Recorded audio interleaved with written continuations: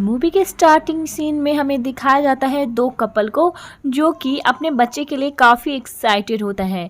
फिर scene change होता है और कुछ मंथ बाद का सीन हमें दिखाया जाता है जिसमें उसकी प्रेग्नेंट लेडी जिसका नाम मैरीलाइन था, प्रेगनेंसी और बेबी आने में अभी कुछ ही दिन बाकी थे। मैरीलाइन फर्टिलिटी के लिए कुछ दवाइयाँ लेती थी क्योंकि उसके प्रेगनेंसी में कुछ मुसीबतें आ रही थी। तभी हमें पता लगता है कि उसकी मदर इन लॉ का बिहेवियर उसके साथ कुछ ठीक नहीं था क्योंकि वो मैरीलाइन को कंट्रोल में रखना चाहती थी, लेकिन मैरीलाइन ऐसा बिल्कुल भी नहीं चाहती थी। वो उससे बहुत नफरत करती थी। वो कहती थी कि जिस डॉक्टर से मैं मिलवा रही हूँ उसी से तुम अपना चेकअप करवाओ, लेकिन मैरीलाइन ऐसा नहीं चाहती थी क्योंकि उसे वो डॉक्टर पसंद नहीं आता है, क्योंकि वो उसकी सिचुएशन को सीरियसली ले ही नहीं रहा था। वो लोग डिसाइड करते हैं कि वो इस सिचुएशन के लिए हॉस्पिटल नहीं जाएंगे बल्कि किसी मिडवाइफ को हायर करेंगे। वहाँ मिडवाइफ को हेल्थ प्रोफेशनल माना जाता था, यानी प्रेग्नेंट लेडी को केयर करने के लिए उसकी मदर इन लॉ को ये अच्छा नहीं लगता था। मैरीलाइन से कहती थी कि ये सीरियस कंडीशन है इसलिए हमें हॉस्पिटल ही जाना चाहिए। तो ये कहती थी कि कुछ नहीं होता है, सब ठीक है। उसका हस्बैंड भी कहता है कि थोड़ा सोच लो इस मैटर पे, लेकिन वो कहती है कि सब ठीक है। मिडवाइफ भी उसे कहती है कि कोई प्रॉब्लम नहीं है क्योंकि मैं इस प्रोफेशन में काफ़ी एक्सपर्ट हूँ, इसलिए कोई मसला नहीं होने वाला है। बच्चे की प्रेगनेंसी काफ़ी अच्छे से होने वाली है। उसके घर में एक कैट भी थी, लेकिन वो चूहों का शिकार किया करती थी, इसलिए ये सब बात को उन्हें बिल्कुल भी अच्छी नहीं लगती थी क्योंकि ये उनके लिए काफ़ी खाने भी लेकर आते थे। एक दिन मैरीलाइन की चेस्ट में काफ़ी दर्द होने लगता है। उसके बाद वो लोग हॉस्पिटल जाते हैं। यहाँ जो डॉक्टर होता है उनकी मदर इन लॉ का जानने वाला होता है और ये बात मैरीलाइन को बिल्कुल भी अच्छी नहीं लगती। उसके हस्बैंड को ये भी बात अच्छी नहीं लगती है और वो उनसे अपना इलाज करवाने के लिए राज़ी नहीं होते हैं, लेकिन वो उसके साथ ज़बरदस्ती करता है और इलाज करने को कहता है। उसके बाद उसका हस्बैंड मिडवाइफ को कॉल करता है। यहाँ हमें ये भी पता लगता है कि उसके मदर इन लॉ मैरीलाइन से इतनी नफरत करती थी कि वो उसे हर्ट भी कर सकती थी, इसका मतलब मरवा भी सकती थी, इसलिए वो काफ़ी दूर रहा करती थी उनसे।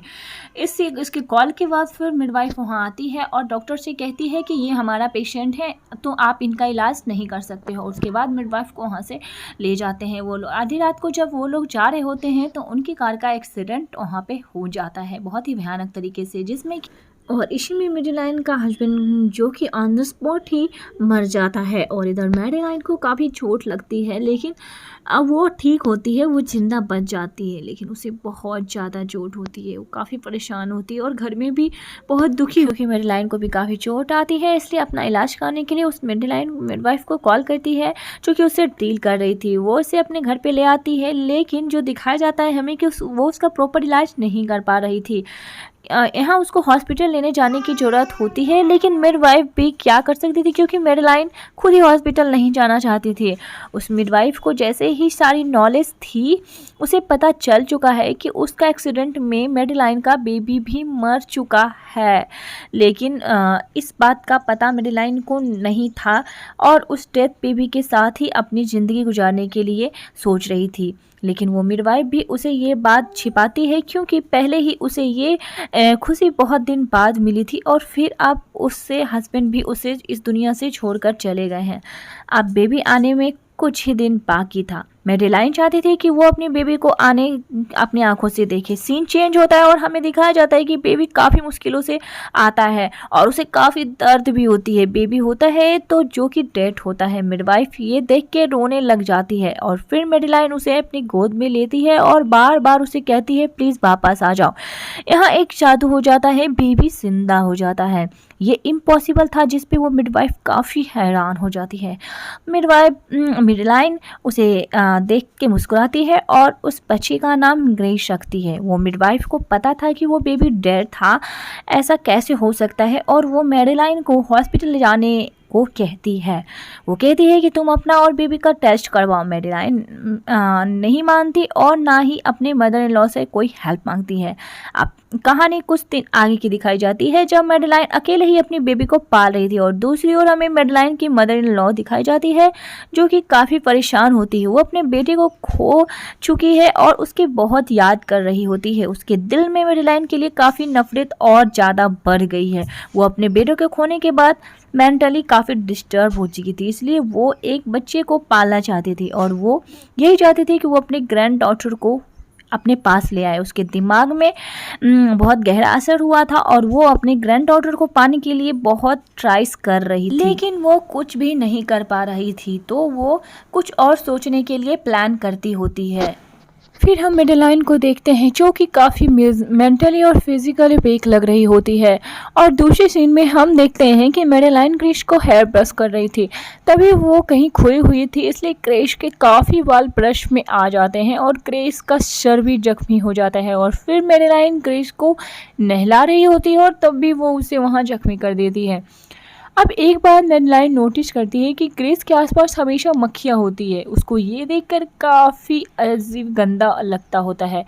मक्खी क्रिस के नाक में घुस जाती है और अगले दिन मेडेलाइन क्रिस के आसपास एक नेट लगा देती है ताकि मक्खी उसके आसपास ना जाए, लेकिन मक्खियाँ उसके आसपास ही आ रही थी, उसी की तरफ अट्रैक्ट हो रही थी। मेडेलाइन विंडोज़ को भी बंद कर देती है, इनफैक्ट सील कर देती है, लेकिन क्रिस की हरकतें काफ़ी अजीब थी। वो मेडेलाइन के दूध तो पीता ही था, लेकिन उसे पसंद नहीं आता था और वो नीचे उगल देता था। इसकी वजह से मेडेलाइन को क्रिस की काफ़ी फिक्र होने लगती थी, क्योंकि पिछले कुछ दिनों से उसने दूध ही नहीं पिया था। और मेडेलाइन की एक असिस्टेंट थी जिसको वो मैसेज देने को कहती थी, मिडवाइफ तक ये सारी बातें पहुंचाने को कहती है, लेकिन मिडवाइफ भी उसकी कुछ हेल्प नहीं कर पाती है क्योंकि वो असिस्टेंट उसके तक मैसेज पहुंचा ही नहीं रही थी। दूसरे सीन में हम ये देखते हैं कि उनकी ग्रैंड मदर दिखाई जाती है जो ग्रैंड डॉटर छीनने की प्लानिंग कर रही होती है। मेडेलाइन के दिल में ये डर बैठ गया था कि अगर वो हॉस्पिटल जाएगी तो डॉक्टर उससे उसकी बेटी छीन लेंगे, क्योंकि वो उसके ग्रैंड मदर से मिले हुए थे, इसलिए वो दिन रात घर में ही रहती थी। फिर एक दिन मेडेलाइन नोटिस करती है कि ग्रेस दूध पीने की बजाय उसे जख्मी कर रहा होता है और खून पीता है। मेडेलाइन इस बात को नोटिस करती है, लेकिन वो इग्नोर कर देती है क्योंकि वो अपनी बेटी से बहुत ज़्यादा प्यार करती थी, उसे खोना नहीं चाहती थी, इसलिए वो उसे जख्मी करने दे रही थी। मेडेलाइन को ये कंफर्म हो गया था ग्रेस नॉर्मल बच्चों की तरफ बिहेव बिल्कुल भी नहीं कर रहा है, लेकिन वो इस बात को इग्नोर कर रही थी और उसे कुछ भी उसे दूध तो पसंद नहीं आ रही थी, लेकिन उसे खून बहुत त्रास आ रहे थे और मेडेलाइन भी उसे अपना खून पिलाया करती थी क्योंकि वो उससे बहुत प्यार करती थी। लेकिन मेडेलाइन काफ़ी कमज़ोर महसूस करती है और कभी कभी बहुत अजीब बिहेविंग भी करने लगती थी और उसके अंदर से काफ़ी बदबू आती थी और उसे काफ़ी बार नहलाती थी, आसपास हमेशा मक्खियाँ होती थी। तभी मेडेलाइन जब शॉपिंग करने जाती है तो कच्चा मीट देखती है, जिससे दिमाग में उसका ख्याल आता है कि क्यों ना इसी का खून निकाल के ग्रेस को पिलाया जाए। और तभी वो उसका खून निकाल के ग्रेस को एक बॉटल में भर के और उसे पिलाती है, लेकिन जैसे ही वो पीता है उसे अच्छी तो नहीं लगती और उसके बाद वो वोमिटिंग करना शुरू कर देता है। वो डाइजेस्ट नहीं कर पाता, इसका मतलब है उसे इंसान का ही खून पीना अच्छा लगता है, क्योंकि क्रिस की जो सच्चाई थी वो किसी को बताने लायक नहीं थी और वो किसी को बता भी नहीं सकती थी। अगर ऐसा करती तो फिर क्रिस को स्टडी में ले लेते या फिर उसे मार देते। तभी वो नोटिस करती है कि एक बिल्ली जो कि क्रिस के लिए चूहे लाके दिया करती थी, मतलब उसे भी पता लग गया है कि क्रिस को खून पीना पसंद है। उसके बाद इधर मेडेलाइन की ग्रैंड मदर ये प्लान कर रही होती है कि ग्रैंड डॉटर को वो कैसे ले सकती है। उसके बाद वो अपने डॉक्टर से ये कहती है कि वो मेडेलाइन को पागल साबित करे और उसके बाद उसे राइट मिल जाएगा कि वो अपने ग्रैंड डॉटर को रख सकती है।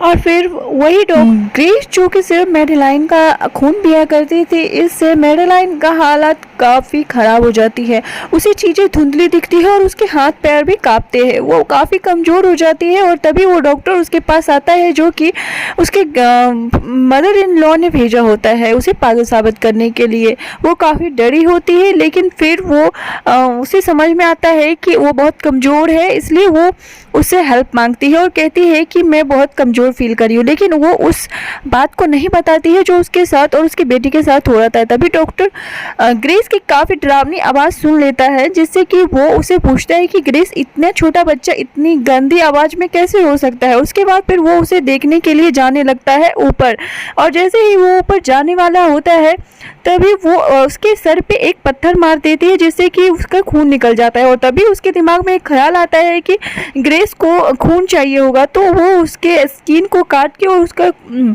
खून निकालने लगती है ग्रेस के लिए, और उसके बाद फिर वो ग्रेस को देती है। तभी वो ग्रेस बड़े मज़े से उसका खून पीता है, और फिर वो उसके लाश को ठिकाने लगाने के लिए उसे ठिकाने लगा रही होती है। और उधर उसके बाद फिर वो मेरीलाइन अपने बच्चे के प्यार के लिए कुछ भी कर रही थी, उसे खुद भी समझ में नहीं आ रहा था। और इधर उसकी ग्रैंड डॉटर को पाने के लिए वो बार बार डॉक्टर को कॉल कर रही होती है, और लेकिन उसका कॉल नहीं लगता है क्योंकि वो अब मर चुका है।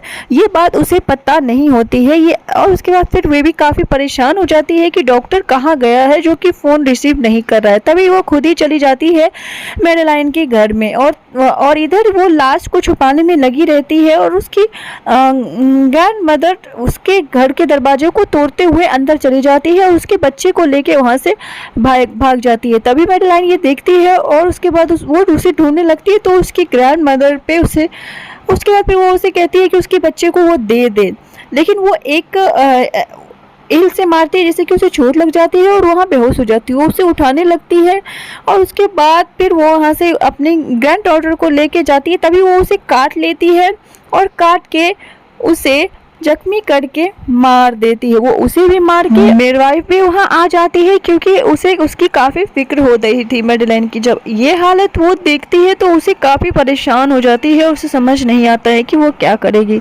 मूवी के लास्ट सीन में हम देखते हैं कि मिडवाइफ मेडेलाइन, उसकी बच्ची और पेट कैट जो है वो कहीं जा रही होती है, और अब तो ग्रेस के दांत भी आ गए हैं, तो अब वो इंसानी मीट को भी खाता है।